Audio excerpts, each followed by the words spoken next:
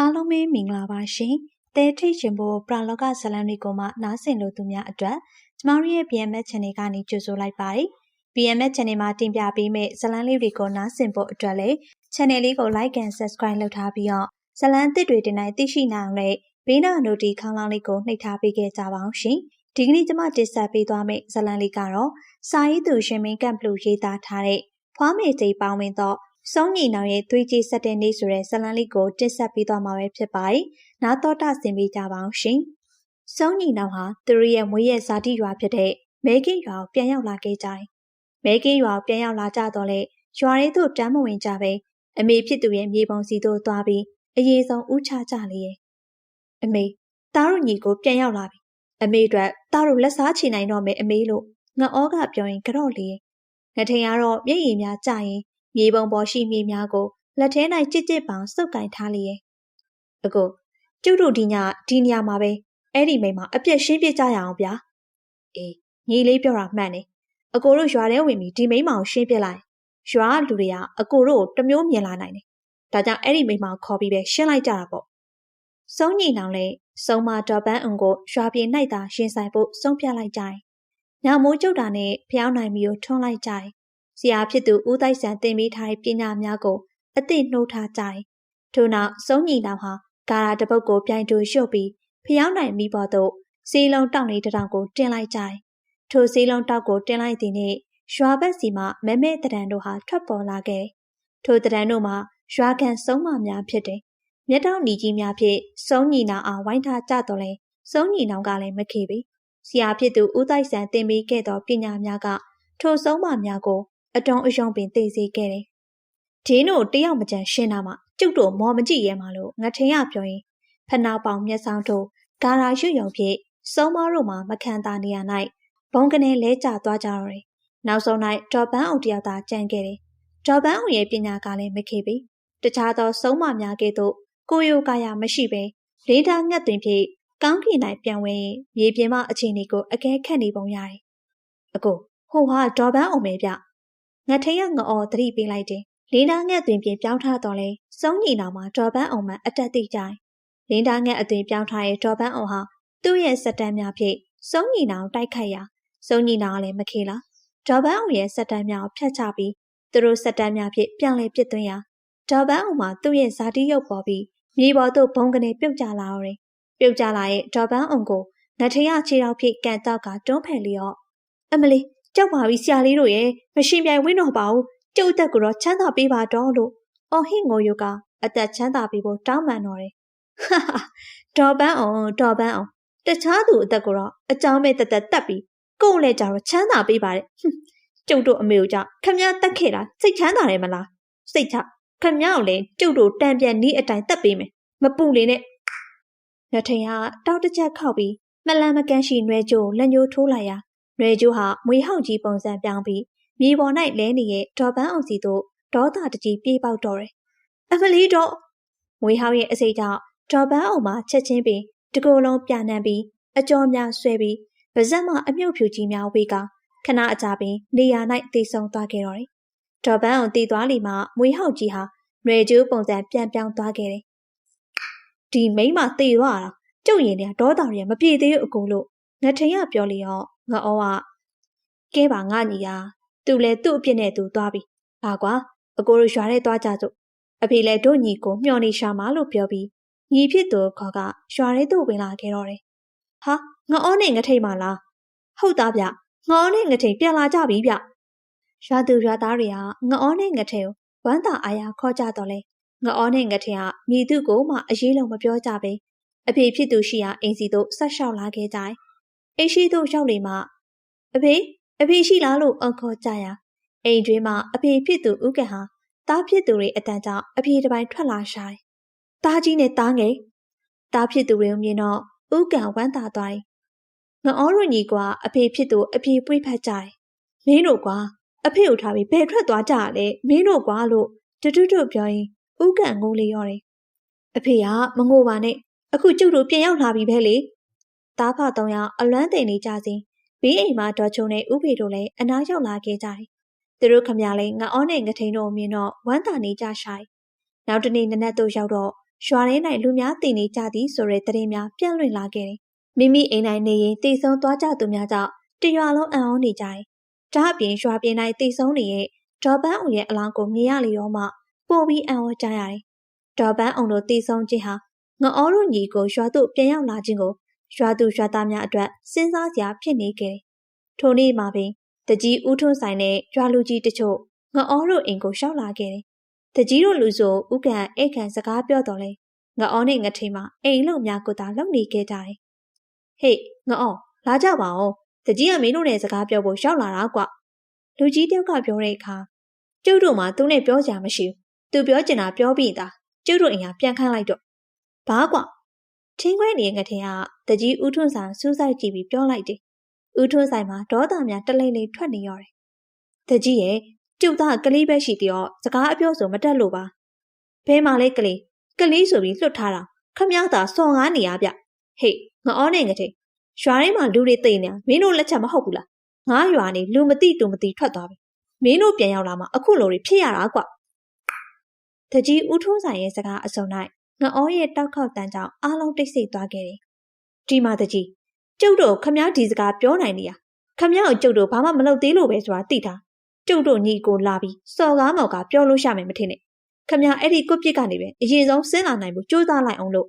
ငအောကခါးကြီးထောက်ပြီးပြောလိုက်တယ်။ငထိန်ကလေအကိုဖြစ်သူအနာတို့လာရက်တယ်။ဘူးကန်တော့သားဖြစ်သူတွေကိုကြည့်ပြီးနားမလည်ဖြစ်နေဆိုင်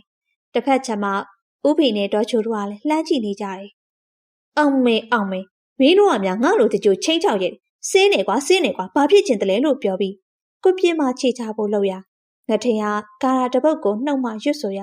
အမောက်များထောင်ထားတဲ့ငွေကြီး၃កောင်ဟာတကြီးဦးထွန်းဆိုင်ရဲ့ခြေထောက်အားလှမ်း၍ပေါက်ကြတော့တယ်။တကြီးဦးထွန်းဆိုင်မှာခြေထောက်ကိုအပေါ်သို့ဆွဲအတင်မြန်ပြီးလို့တော်သေးရဲ့။သို့တော့ငအောတို့ညီကိုကြည့်ပြီးသူ့ခမထိတ်လန့်နေခဲ့တော့တယ်။ဥကန်ခမသားတွေကဘာကြီးလဲပြောင်းလေပြားလို့အဖေဖြစ်သူဥကန်ကိုပြောလေရောတယ်။ကျုပ်တို့ကတူတိတ်နေဖို့စဉ်းစားထားတာပါ။ဒါပေမဲ့ခမည်းတော်ကကျုပ်တို့အနိုင်ကျင့်အပေါ်စီကဆက်ဆံမဲ့အချိုးတွေမြင်ရတော့လေမတူသိမ့်နိုင်တော့ဘူးဗျာ။ဟုတ်တယ်ကျုပ်တို့လက်ချက်ကြောင့်မနေ့ညလူတွေသိရတာလူဆိုတာထက်စုံးမတွေပေါ့ဗျာ။သူတို့တွေကဒေါ်ပန်းအောင်တယောက်ကတော့ကျုပ်တို့အမေတတ်တဲ့အတွက်ပိုတတလေးတက်ခဲ့ကြရတာပေါ့လို့ငါအောကပြောလိုက်ရအဖေဖြစ်သူဥကန်ပင်အံ့ဩသွားခဲ့တယ်။ငါသားမင်းပြောတာအမှန်ပဲလား။အမှန်ပဲအဖေအကူပြောခဲ့တယ်လို့ပဲဒေါ်ပန်းအောင်ကြောင့်အမေသေခဲ့ရတာအဲ့ဒါကြောင့်မင်းကျုပ်တို့ဒီရွာနေထွက်သွားကြတာကျုပ်တို့ပညာဆုံးမှပဲအဲ့ဒီမိမကျိုးလက်စားပြန်ချေနိုင်ခဲ့ရအဖေပညာဘာပညာလဲငါသားဘာပညာလဲဆိုတော့စုံးပညာအဖေရဲ့ကျုပ်တို့ကစုံးနေဖြစ်နေပြီဗျစုံးတရားမှစုံးညီနောင်ဆိုပြီးအများအတိမတ်ပြရတဲ့စုံးနေဖြစ်နေပြီဗျဟေးဥကန်အားသိနေပြီမဲ့တကြီးဦးထွန်းဆိုင်တော့ကတော့အတော်လေးကြောက်လန့်နေကြတယ်ဒီမဲ့မောင်ရင်တို့ကျုပ်တို့အိမ်ပြန်ပြစီကွာနော်ဦးတို့တောင်းပန်ပါရဲ့လို့တကြီးဦးထွန်းဆိုင်ကမျက်နှာငယ်လေးပြေပြောလေကိုပြေအောက်ရှိမွေကြီး၃កောင်မှလည်းအောက်စင်းတင်နဲ့ပောက်ဖို့အသင့်ဖြစ်နေကြတယ်ခမည်းကျုပ်တို့အကြောင်းသိပြီလားတကြီးသိပါပြီငါတူရခမည်းကြီးကိုကျုပ်ဘက်ကမကျေနပ်သေးဘူးဗျဘာများဖြစ်လို့လဲငါတူကျုပ်ကိုဘာများမကျေနပ်ဖြစ်ရလဲဘာဖြစ်ရမှာလဲကျုပ်တို့အမေရဲ့အလောင်းခမည်းကြောင့်ရွာပြင်မှာမျက်နှာမွဲလို့တကြိုခဲရတာလေအဲ့ဒါကျုပ်မကျေနပ်ဘူးဗျငါတူငထင်ရဒါကရွာလေးရဲ့ထုံးစံမလို့ပါကွာကျုပ်ကငါတူတို့တက်တက်ရုပ်မှာမဟုတ်ရပါဘူးဒီကလူကြီးတွေလည်းမေးကြည့်လို့ရပါတယ်ဟုတ်ပါတယ်ကွာတကြီးပြောတာမှန်ပါတယ်လူကြီးတွေကလည်းတကြီးစကားထောက်ခံကြတယ်ကဲပါညီလေးဟာအခုဆိုသူတို့လည်းနားလည်လောက်ပါပြီပြန်ခိုင်းလိုက်ပါတော့ကွာလို့ငါဩဝပြောမှငါထင်ဟာမျက်လွှာချလိုက်ရပပင်းထောင်ရဲ့မွေကြီး၃កောင်မှာရုပ်ချေပြောက်ကွယ်သွားခဲ့တယ်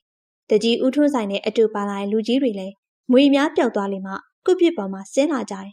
ဘေးပင်ညာကိုကြည့်ပြီးမှပဲငါအောတို့ခြံဝိုင်းအတွင်းမှာအပြေးထွက်သွားကြတော့တယ်သားတို့မင်းတို့လမ်းမတွေရောက်မှာတော့အဖေစိုးရိမ်နေကွာဥက္ကအိမ်စကားကြောင့်ငါအောနဲ့ငထိန်မှာတယောက်မျက်နှာတယောက်ကြည့်ပြီးတက်ပြင်းများချလိုက်ကြတယ်ငါအောနဲ့ငထိန်တီရွာသို့ပြန်ရောက်ပါတော့လေရခင်ရကဲ့သို့တငယ်ချင်းများနဲ့အခေါ်အပြောအဆက်ဆံပြီးမလုပ်ကြပြီရွာမလူတွေကလည်းငါအောနဲ့ငထိန်တို့အကြောင်းသိပြီးကြောက်ရွံ့ရှောင်ဖေးကနေကြတယ်ထို့သူတို့ရှောင်ဖေးပါတော့လေငါအောနဲ့ငထိန်မှာနည်းနည်းမြပင်ကြွမဆိုင်ကြဖခင်ကြီးနဲ့သာအတူနေကြလေရဲ့သို့တော်ဆုံးညီနာဟာရခင်ကကဲ့သို့သူများလေယာ၌အငှားမလိုက်ကြတော့ပဲ ညာဘက်သို့ရှောင်းမှတူရင်တလက်ဖြင့်အိမ်မှထွက်သွားတတ်တယ်။အလုံးမလို့ပဲရွှေများငွေများပေါ်မြနေတဲ့သားဖြစ်သူနှစ်ယောက်ကိုကြည့်ပြီးဥက္ကံမနေနိုင်ဖြစ်လာပြီးငါသားတို့မင်းတို့ကြည့်ရတာအလုံးမလို့ပဲလက်ထဲငွေတွေဖောဖောတီတီတုံးနေတာဘာကြောင့်များလဲလို့မေးရှာ။ငထင်ကဖခင်ကြီးစကားကြောင့်ပြုံးနေငါဩပါပဲ။အဖေဟ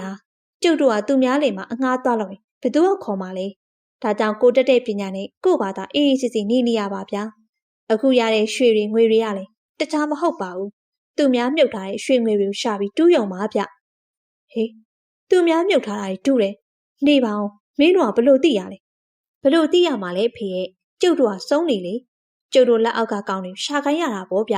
။မင်းတို့လက်အောက်ကကောင်းတွေဆိုတာဘလို့ကောင်းတွေပြောတာလဲငါသားရဲ့။ဘလို့ကောင်းတွေပြောရမှာလဲဖေကတရေတစီတွေပဲပေါ့။ဟေးထူးဆန်းပါပြီငါသားတို့ရာ။ငါအောနဲ့ငထိန်တို့ကြည့်ပြီးဥက္ကံမှာမြည်သည့်စကားမှဆက်မပြောတော့ပြီ။ငါအောနဲ့ငထိန်တို့အိမ်ပြန်ရောက်သည့်နေ့မှစပြီးအိမ်၌ဖျားစီမထားကြတော့ပြီ။ထိုအစားဥက္ကံမှာနေရှိသရွေ့ဖုန်ကြီးကျောင်းသို့သာသွားနေပြီးညအချိန်မှသာပြန်လာခဲ့တော့တယ်။ထို့သောဖြင့်တရက်မှာတော့ဟဲ့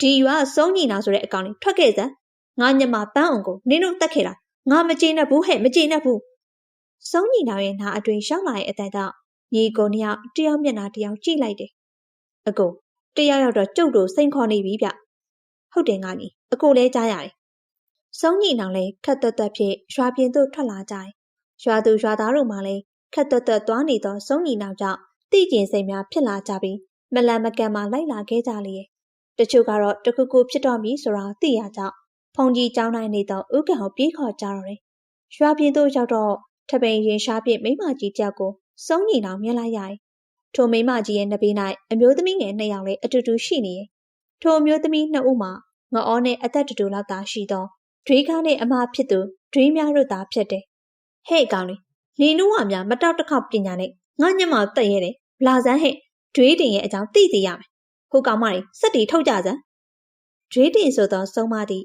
တော်ပန်းအောင်အတွက်မကြေမနက်ဖြစ်နေပုံရတယ်။ဒါကြောင့်သူပညာပေးထားတဲ့သမီးဖြစ်သူနှစ်ယောက်ကိုအချိန်မဆွဲပဲစုံညီနာအားတိုက်ခိုက်ဖို့ရန်စက်တမ်းများထုတ်စေတယ်။ဒွေးကားနဲ့ဒွေးများတို့ညီအမတွေလည်းအမေဖြစ်သူပညာသည်ကြီးရဲ့အမိန့်အတိုင်းစက်တမ်းများထုတ်ပြီးစုံညီနာကိုတိုက်ခိုက်ကြတော့တယ်။ညနေမှောင်ရီပြိုးစအချိန်၌စက်တမ်းများတက်လက်လက်ဖြင့်စုံညီနာတို့မှပြန်လည်ကုခံနေကြရတယ်။ဒွေးတင်ကတော့သမီးဖြစ်သူနှစ်ယောက်ရဲ့စက်တမ်းများကိုကြည့်ပြီးသဘောကျနေခဲ့လေရဲ့။စုံညီနာကပြိုင်တူတောက်ခောက်ပြီးမြေပေါ်သို့ဖနှောက်တစ်ချက်စောင့်ချလိုက်သည်နှင့်ဒွေးကားနဲ့ဒွေးများတို့ရဲ့စက်တမ်းများပြတ်ထွက်သွားခဲ့တယ်။ငထင်ကဒွေးကားနဲ့ဒွေးများလက်ညှိုးထိုးပြီးကာရာများရွတ်လေရာညီမနှစ်ယောက်မှာမြေပေါ်၌လူးလိမ့်ကပါဇက်မှ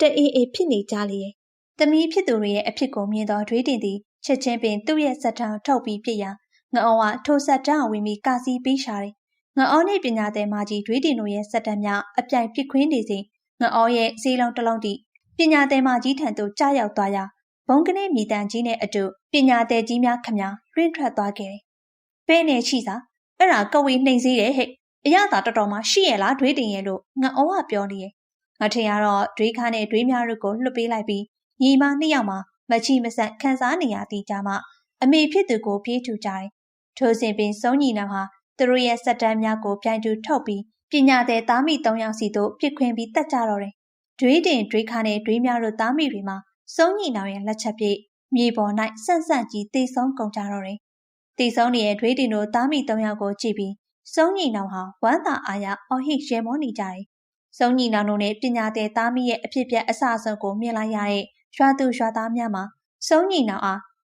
ယွန်းကြောက်ကြီးဖြစ်လို့နေကြရှာတယ်။ငါသာငါအော်နဲ့ငထိန်အဖေဥက္ကံကသားဖြစ်သူနှစ်ယောက်အနီးသို့ရောက်လာခဲ့တယ်။ရှော့ဒီမှာမင်းတို့လည်းအထဲမှာမင်းတို့ရှာထားသမျှငွေတွေရွှေတွေပါတယ်။အဖေဒါရီဘာလို့ငါအော်နဲ့ငထိန်မှာအဖေဖြစ်သူနားမလဲသလိုဖြစ်ပြန်မေးလေရဲ့ဥက္ကံတက်ပြင်းချတယ်။ဒီမှာငါရောမင်းတို့အမေရောကမင်းတို့လူလိမ္မာလေးတွေဖြစ်အောင်မရှိရကြတိကျကျွေးမွေတင်ပြခဲ့ကြတာပါ။ဒါပေမဲ့အခုကြည့်မင်းတို့လူတိုင်းကြောက်နေကြပြီ။ငါလဲသူတို့လိုမင်းတို့မကြောက်ချင်ပေမဲ့ငါမင်းတို့နဲ့အတူတူနေလို့မဖြစ်တော့ဘူးကွ။ဗျာအဖေဘာပြောနေရလဲ။ငါပြောမယ်မင်းတို့နားထောင်ကြငါအောနဲ့ငထိန်မင်းတို့နှစ်ယောက်ဒီရွာနေထွက်သွားကြတော့ဘယ်တော့မှလည်းပြန်မလာကြနဲ့ငါလည်းဖုန်းကြီးကြောက်မှာပဲနေပြီးရဟန်းဝစ်တော့မယ်ငါဒီထက်ပိုပြီး မင်းတို့ရဲ့ကောင်းတာတွေဆိုးတာတွေမခံစားနိုင်တော့ကွာမင်းတို့ထွက်သွားကြပါတော့အဖေငထိန်မဝမ်းနှဲစွာအော်ခေါ်လျက်ဥကန်ကတော့သူတို့ညီနောင်အားကြောခိုင်းပြီးရွာထဲသို့ပြန်ဝင်သွားခဲ့တယ်ဥပီနဲ့ဒေါ်ချိုတို့ကငအောတို့ညီနောင်ပွေ့ဖက်ပြီးသူတို့လည်းဥကန်ဒီတူရွာထဲဝင်သွားကြတော့တယ်ညီလေးအဖေကငါတို့စွန့်ပစ်လိုက်ပြီးအကိုငထိန်ကအကိုဖြစ်သူငအောဖက်ပြီးငိုလျက်ကဲမငိုနဲ့ရောညီလေးဟာအဖေလည်းသူ့လန်သူရွေးသွားပြီပဲအကိုတို့ညီကိုလည်းအကိုတို့ညီကိုလည်းအကိုတို့လန်အကိုတို့ရွေးရတာပေါ့လာကွာသွားကြစို့ငအောနဲ့ငထိန်ဟာအဖေဖြစ်သူချပေးခဲ့သောလွယ်အိတ်များကိုကောက်လွယ်ပြီးရွာကိုကြောခိုင်းကထွက်လာခဲ့ကြတော့တယ်မဲကင်းရွာသူရွာသားများကတော့ကြောခိုင်းသွားတဲ့စုံညီနောင်အားလှမ်း၍ကြည့်နေကြတယ်ကျန်ရစ်ခဲ့တဲ့ပညာသည်သားမီးရဲ့အလောင်းများကိုမဲကင်းရွာသားတွေသာတကြိုပြီးကြရလျော်တယ်နားဆင်အားပေးခဲ့ကြတဲ့ပရိသတ်များအားလုံးကိုလည်းကျေးဇူးအထူးပဲတင်ရှိပါတယ်ရှင်